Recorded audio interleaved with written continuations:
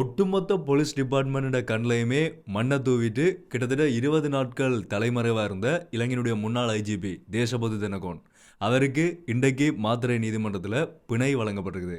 ஒரு மிகப்பெரிய சொல்லப்போனால் சர்வதேச அளவில் பேசப்பட்ட ஒரு கைது தான் இந்த முன்னாள் ஐஜிபி தேசபந்து தென்னகோன் அவர்களுடைய கைது. இப்போ அவருடைய பதவி நீக்கம் தொடர்பாகவும் பாராளுமன்றத்தில் பேச்சுக்கள் போய்கொண்டிருக்குது.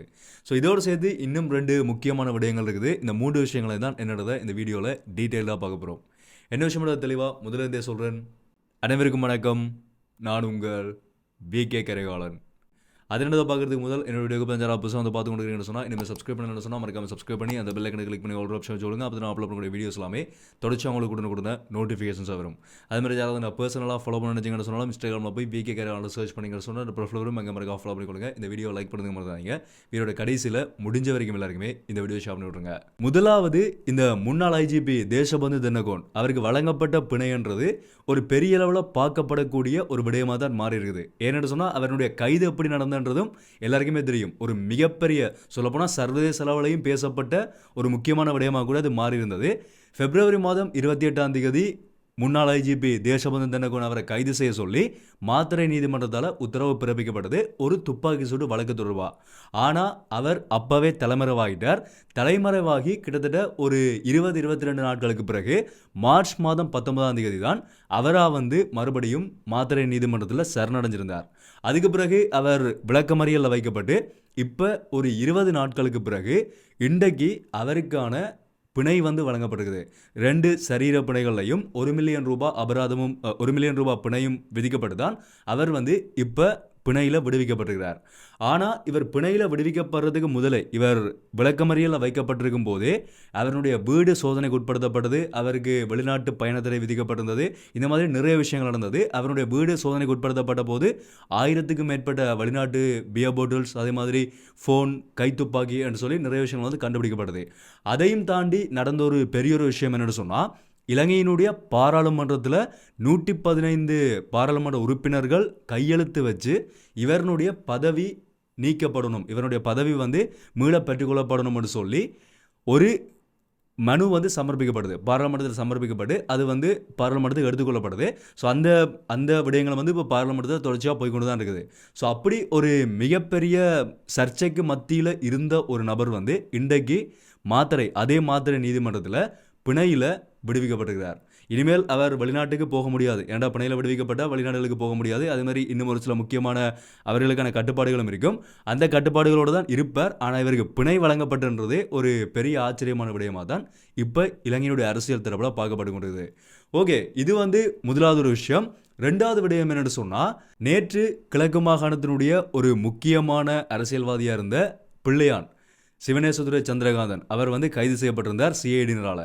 அவருடைய கைதை தொடர்ந்து இப்போ பெரிய அளவில் பேசப்பட்டு கொண்டிருக்கக்கூடிய இன்னொரு விடயம் என்னென்னு சொன்னால் கிழக்கு மாகாணத்தினுடைய இன்னொரு அடுத்த மிக முக்கியமான ஒரு அரசியல் பிரமுகர் ஒருத்தரும் கைது செய்யப்பட போகிறதா செய்திகள்லையும் சமூக ஊடகங்கள்லையும் பேசப்பட ஆரம்பிச்சிருக்குது. சிஐடியினர் அவருக்கு எதிரான ஆதாரங்களை திரட்டி கொண்டிருக்கதா இப்போ செய்திகளை பார்க்கக்கூடிய மாதிரி இருக்குது.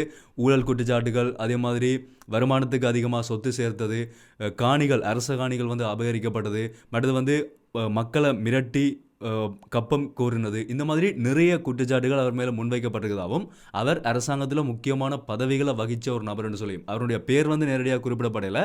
ஆனால் இப்படிப்பட்ட ஒரு நபர் அடுத்த கட்டமாக 2 வாரங்களுக்குள்ளே கைது செய்யப்படலாம்னு சொல்லி இப்போ செய்திகள் பரவலாக பேசப்பட ஆரம்பிச்சிருக்குது. ஸோ அந்த நபர் யார், அவர் எப்போ கைது செய்யப்படுவார் என்ற ஏனைய தகவல்கள் வெளியிடப்படலை.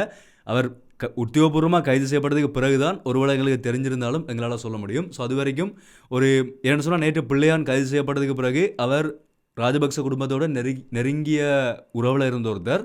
அதனால் அவர்கிட்ட இருந்து நிறைய விடயங்கள் வெளிவரும் என்று சொல்லி எதிர்பார்க்கப்படுது. அதே மாதிரி அடுத்தடுத்த ஊழல்வாதிகள் கைது செய்யப்படும் போது தான் அவர்களுக்கு பின்னால் என்னென்ன விஷயங்கள் நடந்திருக்கின்றது. அந்த கடத்தல் சம்பவம் வெளியே வந்ததே பெரிய ஒரு ஆச்சரியமான ஒரு விடயமாக இருந்தது. அதே மாதிரி இவர்கள் கைது செய்யப்படும் போது தான் அவர்களுக்கு பின்னாலேயும் என்னென்ன விடயங்கள் நடந்திருக்கின்றதை எங்களால் அதுக்கு பிறகு தான் பார்க்க முடியும்.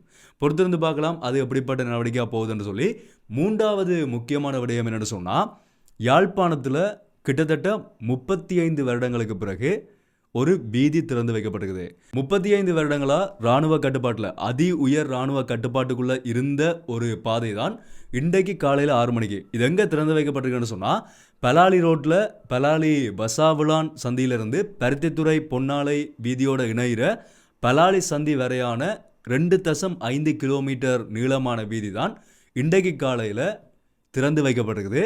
ஆனால் இந்த வீதி திறந்து வைக்கப்பட்டதுக்கு பிறகும் அந்த வீதி போகிற இடம் எப்படிப்பட்ட இடம்னு பார்த்தீங்கன்னு சொன்னால் 2 பக்கமும் இராணுவ முகாம் இருக்கக்கூடிய ஒரு வீதி தான். ஸோ நடுவால் தான் போகக்கூடிய ஒரு வீதி தான் இப்போ திறந்து வைக்கப்பட்டிருக்குது. அது திறந்து வைக்கப்பட்டதுக்கு பிறகு அங்கே முன்னாலேயே ஒரு ஒரு ஒரு போர்ட் போடப்பட்டிருக்குது. அவர்கள் அந்த வீதியில் பயணிக்கக்கூடிய மக்களுக்கான ஒரு அறிவுறுத்தல் பலகை. அதில் என்னென்ன விடயங்கள் எல்லாம் சொல்லப்பட்டிருக்குன்னு சொன்னால், அதி உயர் பாதுகாப்பு வலயத்தினுடைய அறிவித்தல்னு சொல்லி அந்த பலகை போடப்பட்டிருக்குது. அதில் இந்த வீதியானது பலாலி அதி உயர் பாதுகாப்பு வலயத்தினுள் அமைந்துள்ள இராணுவ குடியிருப்பினூடாக செல்லும் வீதியாகும். இந்த வீதியினூடாக பயணிக்கும் அனைவரும் கீழ்காணும் அறிவுறுத்தல்களை பின்பற்ற வேண்டுதல் வேண்டுமென்று சொல்லி என்னென்ன அறிவுறுத்தல்கள்னு சொன்னால், ஒன்று, வீதி திறக்கப்படும் நேரம் முற்பகல் 6 மணி தொடக்கம் பிற்பகல் 5 மணி வரை மட்டுமே. காலையில் 6 மணிக்கு திறக்கப்பட்டு பின்னேரம் 5 மணிக்கு அந்த வீதி மூடப்பட்டுரும். இரவில் யாருமே பயணிக்க முடியாது. அதே மாதிரி 2வது, வீதியினுள் பயணிக்கும் வாகனங்கள் இடையில் நிறுத்துதல் திருப்புதல் தடை செய்யப்பட்டுள்ளது.